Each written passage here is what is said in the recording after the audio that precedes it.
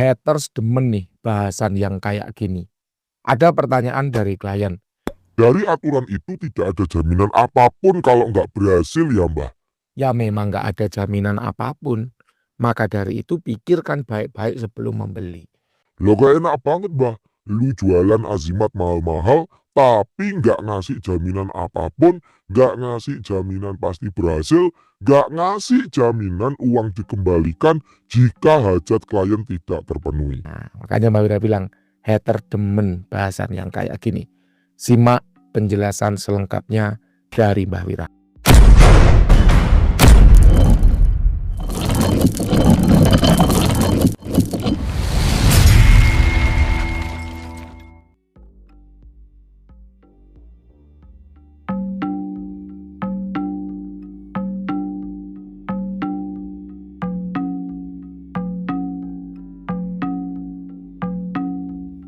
Anda semua tentu sudah tidak asing dengan 7 aturan yang selalu Mbah Wira berikan kepada Anda ketika akan membeli produk Mbah Wira.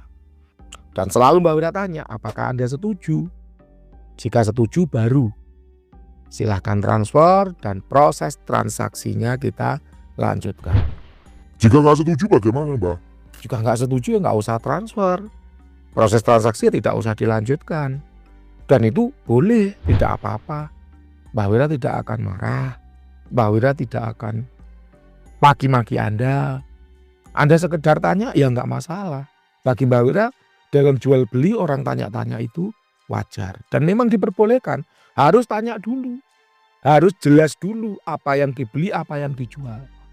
Sehingga proses jual beli itu halalan dan Jika kita melihat aturan nomor 1 tidak ada jaminan apapun, kok enak banget Mbah. Lu sebagai penjual jualan azimat mahal-mahal tidak ada jaminan apapun. Enak banget gitu loh. ya Mbah Wira hanya bisa menjawab. Karena memang nyatanya Khodam itu bukanlah Tuhan yang berkuasa mengabulkan semua permintaan kita. Khodam itu adalah rekan kerja, sarana usaha, sarana ikhtiar batiniyah yang tetap perlu usaha nyata sebagai jalan masuknya tuah. Butuh kasab dia sebagai jalan masuknya tuah. Siapa yang berani menjamin atas segala sesuatu? Karena yang terjadi hari esok itu adalah gaib mutlak. Dan itu ranahnya Tuhan. Mana berani Mbah Wira main Tuhan-Tuhanan, ngaku-ngaku sebagai Tuhan yang berani memberikan jaminan kepada Anda. Mana berani. Mau azimat itu harga murah, mau azimat itu harga mahal, mana ada yang berani memberi jaminan atas hasil yang akan Anda terima besok. Kita kasih contoh. Mbah Wira jualan helm cibuk, helm retro, helm biasa. Harga 75.000. Kalau jatuh, nyungsep, ya pecah helmnya. Ya cedera kepala Anda. Terus kalau saya beli helm yang harga 5 juta, harga 7 juta, harga 10 juta, helm yang dipakai pembalap F1, apakah saya kalau jatuh kepala saya dijamin aman? Siapa yang berani ngejamin aman?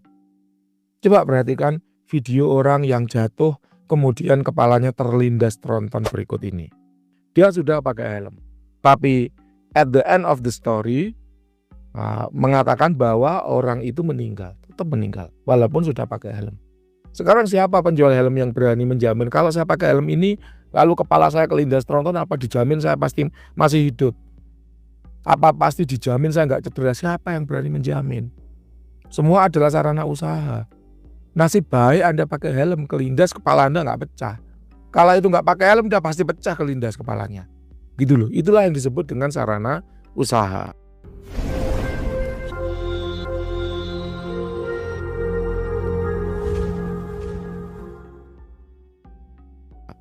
Kalau saya beli Kevlar, beli rompi anti peluru ini, kemudian saya maju ke medan perang, apa ada yang menjamin? Apa penjual Kevlar itu berani menjamin bahwa saya tidak akan terkena peluru? Apa kalau peluru mengenai saya pasti dijamin tidak akan tembus? Kalau ada kemudian basoka atau rudal mengenai diri saya, apa dijamin saya tetap sehat dan selamat? Siapa yang berani menjamin? Semua adalah bagian dari usaha. Sama seperti orang berpergian, dia melakukan usaha, sarananya naik apa? Naik pesawat. Apakah maskapai penerbangan berani menjamin kalau Anda naik pesawat saya maka dijamin selamat sampai tujuan? Apa berani? Ya pilot bisanya melakukan sebaik-baiknya, maskapai penerbangan bisanya melakukan sebaik-baiknya. Tapi kalau disuruh menjamin bahwa pasti dijamin 1000% akan sampai tujuan dengan selamat, siapa yang sanggup? Dalam bulan Desember kemarin aja ada 6 pesawat yang jatuh ketika melakukan penerbangan. Korbannya berapa bisa Anda baca sendiri di sosial media.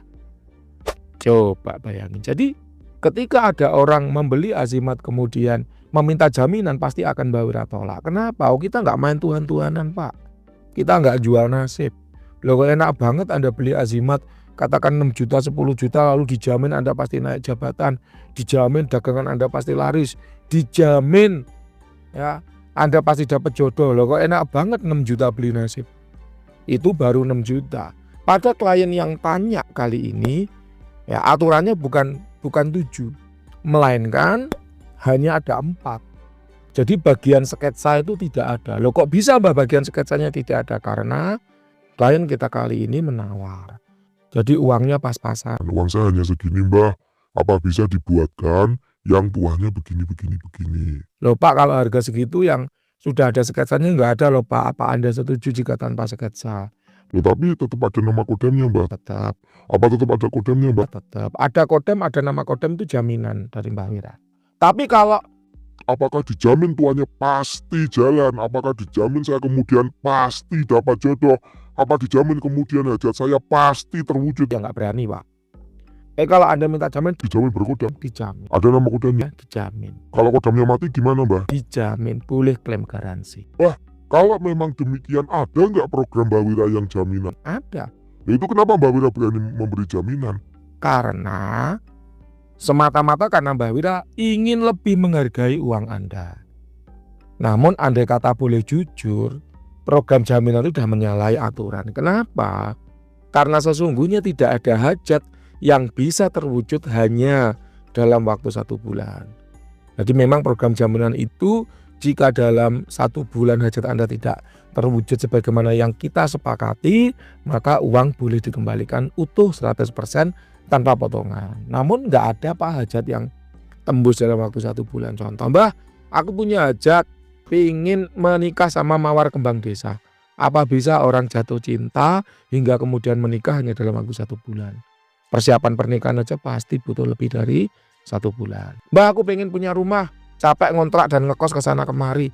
Apa ada orang bisa bangun rumah 1 bulan? Ngumpulin uangnya aja pasti lebih dari 1 bulan. Andai kata diberi hadiah rumah pun pasti rumahnya proses bangun juga lebih dari 1 bulan. Mbak Wira bangun rumah ukuran tipe 45 1 lantai. Itu butuh 3 bulan Pak. Mbak Wira bangun tipe 60 2 lantai itu butuh 8 bulan. Jadi nggak ada sebetulnya hajat terpenuhi dalam 1 bulan. Mbak, aku pengen naik pangkat dalam waktu 1 bulan, apa bisa? Pimpinan melihat mulai dari 0 Anda masuk kerja hingga naik pangkat itu dalam waktu 1 bulan, apa bisa? Nggak bisa. Mbak, aku pengen keterima PNS, hajatku besar ya, itu pengen keterima PNS. Apa bisa keterima PNS dalam waktu 1 bulan? Prosesnya aja paling nggak 3 bulan.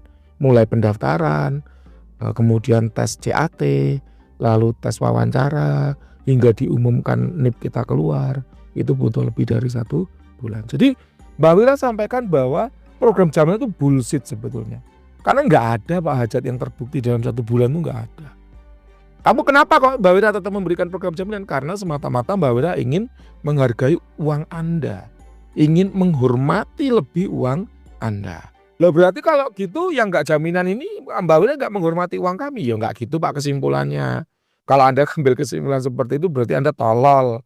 Maka dari itu jangan memahar lah kalau tolol.